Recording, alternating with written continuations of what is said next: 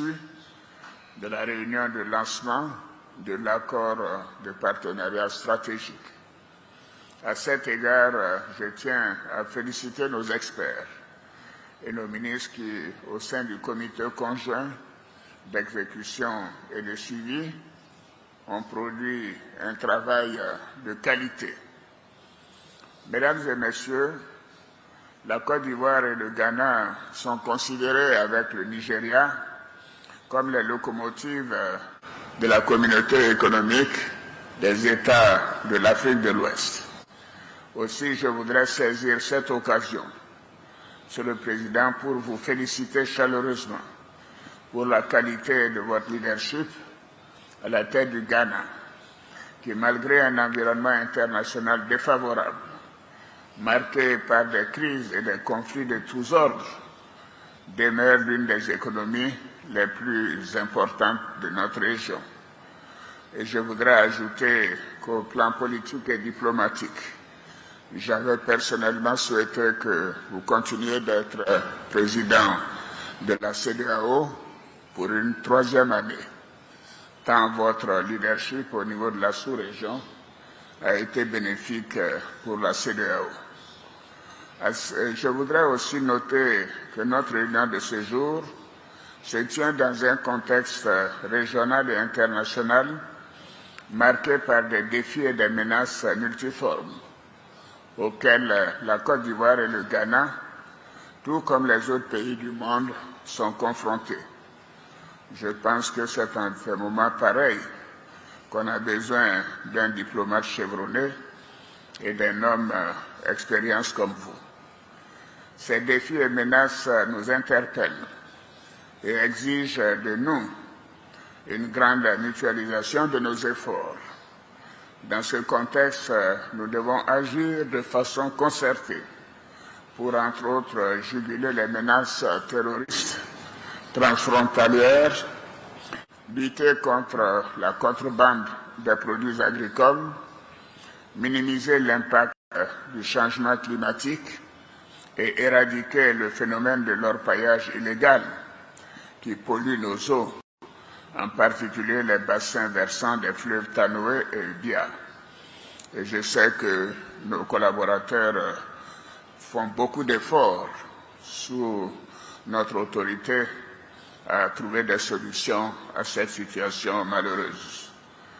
Monsieur le Président, Mesdames et Messieurs, concernant la menace terroriste, il est urgent pour nos deux pays de renforcer la collaboration entre les structures nationales compétentes, d'organiser des exercices ou opérations conjoints de nos forces de défense et de sécurité, de mettre en place des programmes communs de formation et surtout de renforcer la coopération en matière d'échange d'informations et de renseignements. Ceci a débuté, bien évidemment, et se déroule bien. Et bien évidemment, l'Académie internationale de lutte contre le terrorisme est à la disposition de tous nos pays pour renforcer cette coopération. Au niveau économique, le volume de nos échanges commerciaux est relativement faible et ne reflète ni le potentiel de nos pays, ni le niveau de nos ambitions.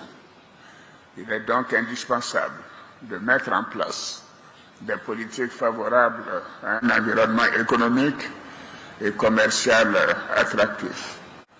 Dans ce contexte, nos deux pays doivent œuvrer conjointement et en relation avec les autres pays de la région pour une accélération des réformes et la mise en œuvre des politiques de convergence en vue de renforcer notre coopération monétaire et financière.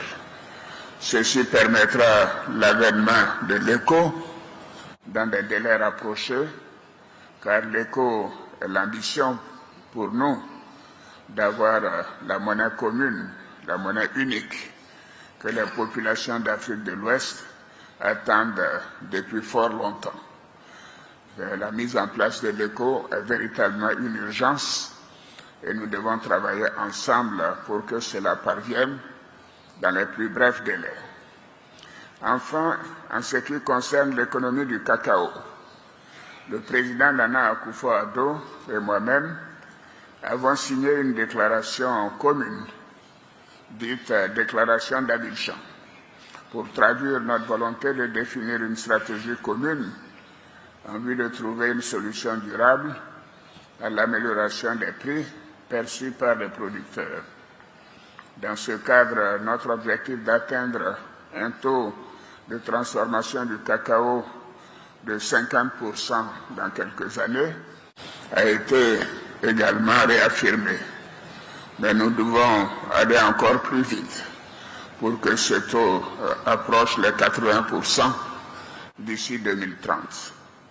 En outre, je me réjouis de la mise en place de la chambre appelée Initiative Cacao Côte d'Ivoire-Ghana, dont l'accord de siège a été signé le 5 août 2021 à Accra. Cet organisme mérite que nous lui accordions toute notre confiance. Monsieur le Président, Mesdames et Messieurs, je voudrais, avant de clore mon propos, mentionner les nombreux conflits en Afrique, en Europe et au Moyen-Orient qui nous interpellent tous. Ces conflits, avec leur lot de souffrances et d'urgence humanitaire, constituent des sources de graves préoccupations. Il est donc de notre responsabilité de continuer à appeler à la résolution pacifique de ces différends et à démarrer que les populations vulnérables puissent avoir accès sans restriction à l'aide humanitaire. Monsieur le Président, chers frères, je voudrais vous réitérer mes vifs remerciements